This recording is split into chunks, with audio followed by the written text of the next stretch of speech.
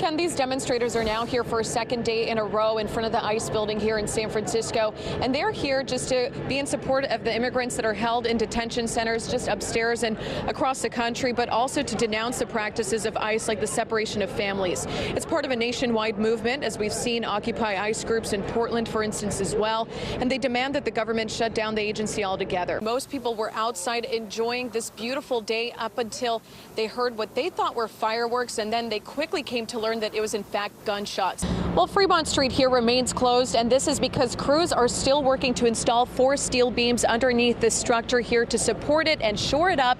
In the meantime, although First Street is now being closed, it's not because there are any cracks that were found there, but the design out there is nearly identical. So out of some caution, they are closing that area in order to support it as well. All week long, I've been meeting people who have never played the lottery before, but because of the largest jackpot in U.S. history, it's bringing them out to test their luck. And take a look. The sign out here reads $999 million, but that's because $1.6 billion just doesn't fit. Hello, I'm Sogomonian. Memorial Day is a time for Americans across the United States to pause and reflect on those who gave the ultimate sacrifice for their country. Here's video from the nation's capital on this solemn day. Vice President Mike Pence spoke after a moment of silence, sharing words of gratitude for America's fallen servicemen and women. He said today is a day when all across America we pause to honor and remember those who served our nation but did not come home. It's another day of computer coding in Silicon Valley. The lifeblood of the tech industry has in turn given a second chance at life for Ali Tambura. I definitely think that coding opened up all the opportunities to me. Without those skills, none of these opportunities would be here. Tambura didn't learn the skill in college, but instead in prison. It was here at San Quentin Prison where some may believe it to be the end of the road, but for Tambura was the beginning of his journey just beyond these prison walls. San Quentin is the first in the state to host a program called Code 7370 in partnership with nonprofit The Last Mile and the California Prison Industry Authority. An instructor along with Silicon Valley mentors teach coding to qualified inmates. They are not their crime. They are individuals who have worked really hard to get to be where they are.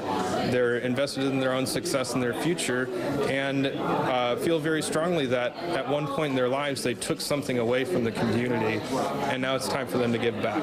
It was here Tambura learned to code with 3 years left in his 14-year sentence for assault. It was also where he first met Mark Zuckerberg during a tour. Little did he know he would one day work for the Facebook CEO. Tambura now writes code at the Chan Zuckerberg Initiative that advocates for criminal justice reform. One of the things incarceration does is it takes away your purpose. And so for many, many years, my purpose was just that of survival. But then as my time started winding down, I started getting closer to parole. The last mile and learning to code gave me a purpose. Too many people right now go through the criminal justice system, and they're almost consigned to having very limited opportunity. So I think it's incumbent on all of us who hire people to have an open mind, and more than an open mind, to be desirous of people who need a second chance. The hope is that with a good paying job, a former inmate will make life changes and stay out of prison forever. There are more than 112,000 inmates in California prisons. The State Department of Corrections reports it costs taxpayers $72,000 per year to house each person. And just over 44% of those released are going right back in. When you hire somebody who was formerly incarcerated, you're actually helping public safety. You're helping it so that that person never goes out and commits another crime or recidivates. So it's kind of a win-win situation for employers. The Last Mile reports of the nearly 40 graduates who were released from prison all got jobs and none have gone back.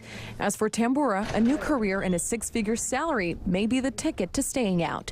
Following Brett Kavanaugh's confirmation to the Supreme Court, disappointed Democrats are instead of agonizing, organizing here at the Nancy Pelosi's Rent a Blue headquarters in San Francisco, where they are calling and texting, doing whatever they can to reach registered Democrats in swing districts throughout the state of California to make sure that they come out for the midterm elections. Hi, is Sean available? I'm talking to voters today about the upcoming election. Impassioned volunteers are on a mission to remind registered Democrats the importance of voting come November. On Saturday, more than 50 of them donated their time to try and take back the House, one call and text at a time.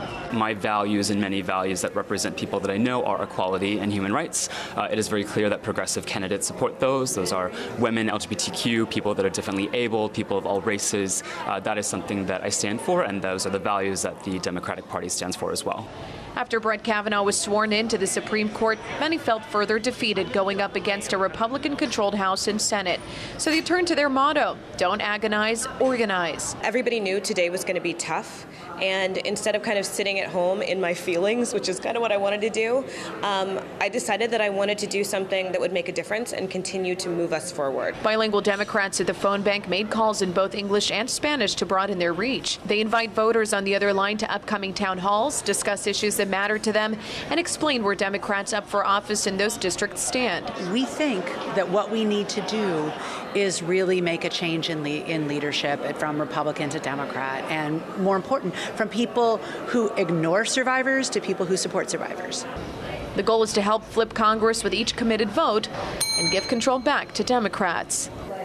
Volunteers are going to be out here 7 days a week from Sunday to Friday between noon and 8 at night, and on Saturdays starting at 10 in the morning. In San Francisco, Sogomonian, KRON 4 News.